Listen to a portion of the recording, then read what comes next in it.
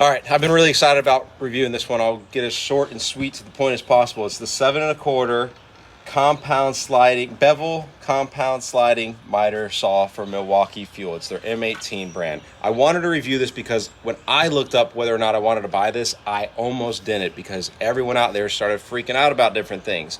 They complained, for instance, that the calibration down here was off, and it took them returning and purchasing 3 saws before they got it. They complained, for instance, just calibrate your own saw, that the calibration back here was off. It did need some calibration. This one needed its little arrow adjustment done. This one down here was a little bit more difficult. 1, 2, 3, and then we had to slide it over here to get to the 4th screw, and we had to continue to manipulate this, and it took all of an hour actually on a job. Not great, right? Milwaukee, do better. Send us a perfectly calibrated tool. But as a check and balance when you're doing fine woodworking, in my opinion, you should be checking your calibration, having a speed square in your pocket that you're throwing up here to make sure you're calibrated quickly. That's what we had to do to this saw. All in all, the presets weren't wrong. The saw itself wasn't wrong. It was just some quality assurance, I'll call it, from Milwaukee. So don't be afraid of this saw. Don't be afraid to fix things. This is a good saw. We love it. It is super, super light. Locks real well, real simple. The bag works pretty decently. You know, we don't expect a ton of dust collection without a vacuum. But that's nice. I honestly don't use this feature a lot on my 10-inch, but now that we have it on this 7 1/4, I feel like I've been using it a whole lot. When I come in here with a board, instead of trying to hold it on one side, you can do the quick calibration there, you can do a finer tune there, and it just helps keep balance on that board when you're trying to cut it. So I really like that. The fences come off nice and easy. I've seen some guys get some aftermarket fences on their saws. I haven't done that yet. I haven't ever found really the need for that yet. All in all, it's a good saw. It'll go all the way to 48 on the left. It'll go all the way to 48 on the right. I don't love that I really can't get a better bevel than a 45. So you have to untwist this. It is not as quick as their 10-inch. Their 10-inch is more of a quick clamp. You have to unscrew this, release this to be able to go, to be able to go left. It'll always, no, I'm wrong. Let me back up. You have to release that to go right. It will let you go left. My thing though is, and it shows on here that it'll go past 45, and it naturally won't.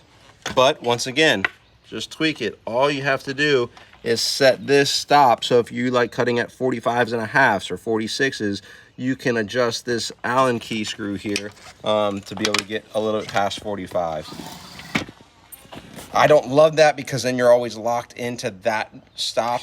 You gotta then get your 45 right if you like to go past a little bit. So that's not fantastic.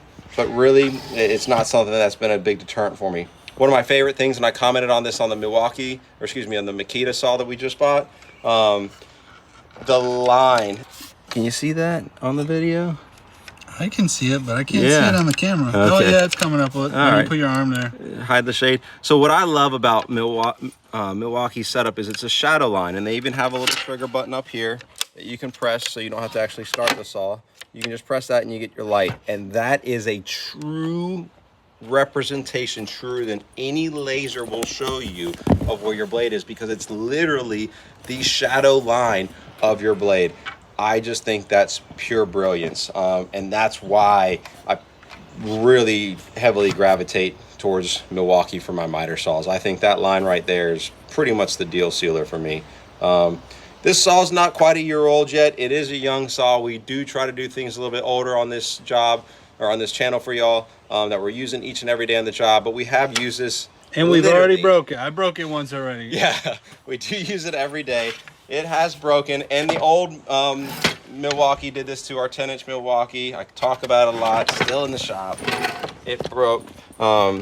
But the quick lock bracket, and this is no this right here. Knock against Milwaukee. I had moved some stuff in the van because I was trying to transport material, and I threw this up on the pack outs, took the stuff out of the van, hit a corner too fast, and that thing fell, and it fell straight on this mechanism and just snapped that off. But it was like a $4 part. We ordered it. It's 2 screws. Like Jake was saying, like, if you guys use these on a regular basis, you should know at least a little bit how to take care of these things and and fix them up, and it'll make your life easier and save you some money.